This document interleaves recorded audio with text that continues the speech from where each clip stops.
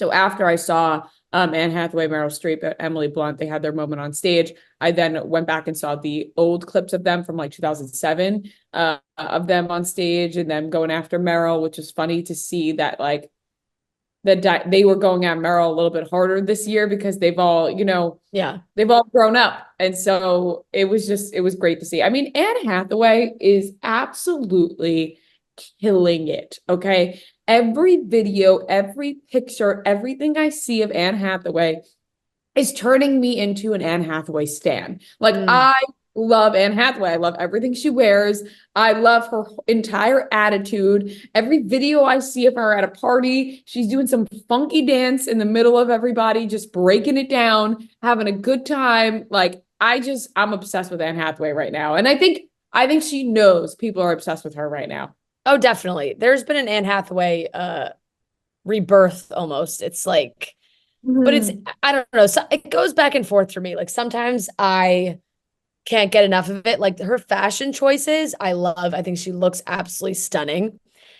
And then I see some videos where I'm like, all right, Anne, like, let your hair down a little bit, Like I sometimes. What do you mean she does let her hair down? Have you seen her fucking breaking it down? Yeah, wait. The video that I've seen is like her dancing in the center of a circle. No, the dancing is different. I'm not talking about the dancing. I'm talking about her talking. I'm talking about her talking in interviews. Sometimes I'm like, all right, you're like, the way she responds to questions sometimes is very like, I am the princess of Genoa. Like, it's just very put together. The dancing, obviously fun. Yes, she's letting loose. She's dancing. She's having fun. Those are fun.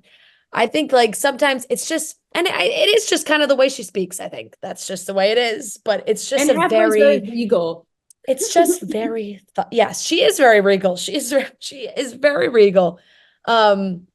But no, she has been everywhere. And that moment was great for sure. And it's been, her fashion's been talked about all the time. And that a lot of conversation around that color blue. Well, I think everyone's making the cerulean jokes, but like, yeah, I think if you can pull off that kind of blue, you go for it. And I think Anne Hathaway pulls off that blue. Like I think she does too. I'm just obsessed with her fashion. I mean, Emily Blunt too. Like they both looked absolutely gorgeous. And I love that they were like picking on Meryl on stage. Like I love the dynamic. Yeah, it is very funny. There was a lot of good fashion. Meryl and Martin Short were seen out. I did see that, yes. Together. I don't know. They could just be friends, but they could be more than that. Just because they're old doesn't mean they can't be, little something on the side. A little FWB situation. But friends with benefits knows no age. That is true. That is very true. Everybody's got to get some, no matter what age you are. What did you think of Brie Larson's red carpet look at SAG? So I really liked it. Yeah. People lost their fucking minds for it. Like I liked it a lot. But when I initially saw it, I was like, oh, that's cool. I wasn't like, holy fuck, I'm gonna flip over this table because I can't believe how good this outfit is. But my God, the reaction to it was like nothing I've seen before for something somebody's worn. I think a lot of that came from the fact that like you never see Brie Larson in something like this. Mm-hmm. I think that's also where it came from. Like this is an outfit that I don't feel like she normally takes a lot of fashion risks. She always looks very put together, pretty. And this was obviously a very different look, and it paid off for sure. I thought she looked absolutely stunning. I thought it was really cool. And a lot of people had fun at the SAG Awards, I would say. Like Margot Robbie's was hit or miss. I think people either loved it or hated it. Not my favorite. Not my favorite of hers, because she's been killing some looks lately, and I think she probably got SAG Awards. Let me pick my worst option out of the bunch, because she knows the Oscars are around the corner. Yep. And got to bring out the big guns. You got to bring the pizzazz for the Oscars. So she thought, I'm tired of going so hard. Let me go a little less hard for the SAG Awards, and then boom, I'll pop back out of the Oscars. I think Carey Mulligan was my best dressed. I love Carey Mulligan that. looked fantastic. Like that silhouette is so stunning. The jewelry was perfect. Hair and makeup perfect. It's just like one of those dresses where it literally like looks like the fabric is like moving, you know? It was it was stunning. I saw somebody write, this is a dress. Like Yes. that's what that is. That is the Yes. definition of a dress. Absolutely. As far as winners go, if you did not know that the SAG Awards were happening, like a lot of the rest of us on a Saturday, as I just like opened my phone on Saturday and was like, whoa, red carpet pictures. Oppenheimer was the big winner for movies. It won motion picture cast. Cillian Murphy won. Lily Gladstone won for Killers of the Flower Moon, which was great. Everyone was talking about Emma Stone's reaction because obviously Emma Stone was nominated for Poor Things. She's been winning as well, but this award went to Lily Gladstone, and she had a very like genuine, excited reaction for her, which was very sweet. And Robert Downey Jr. for Oppenheimer and Divine Joy Randolph for The Holdovers. So we've had a lot of repeats. We'll see if everything stays pretty consistent with the Oscars. You know, sometimes maybe Oscar voting, I think, just ended as well. So maybe something could slip in there. We'll see if anything changes or if they're kind of consistent with what we've been seeing. And then they also do a stunt ensemble in a motion picture, which is a fun category that went to Mission Impossible. And then there were some great ones for television. Succession won drama series, The Bear for comedy. So once again, the ones that have been winning. The 1-2 punch.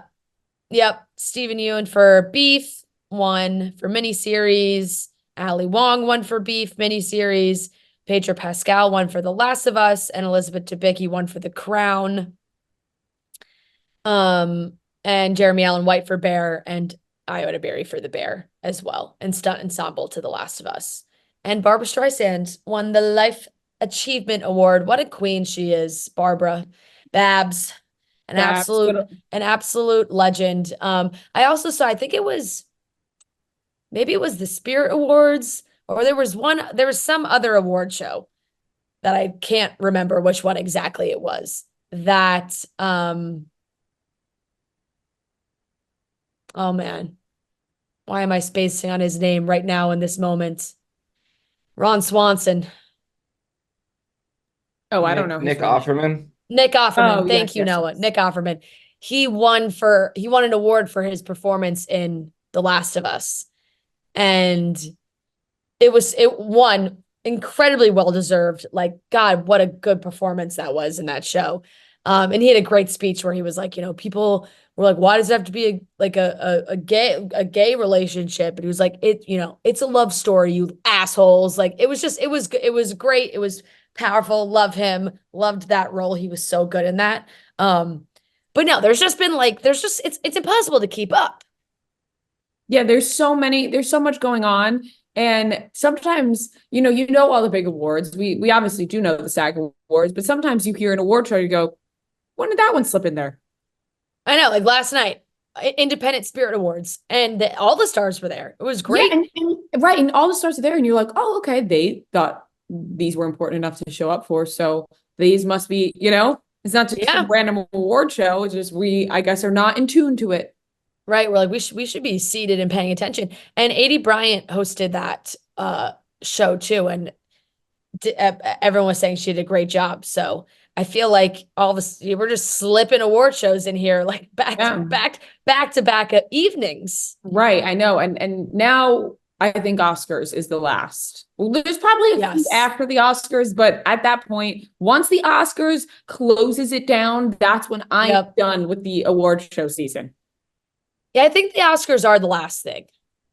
I think the Oscars, they choose to be the last thing because they're like, hey, we're not being mixed in between. We're the Oscars. Yeah. You know, it's best for last. Exactly. It's the most prestigious one too. Like, that's how they talk. The Academy. Yes, that's how the Academy talks.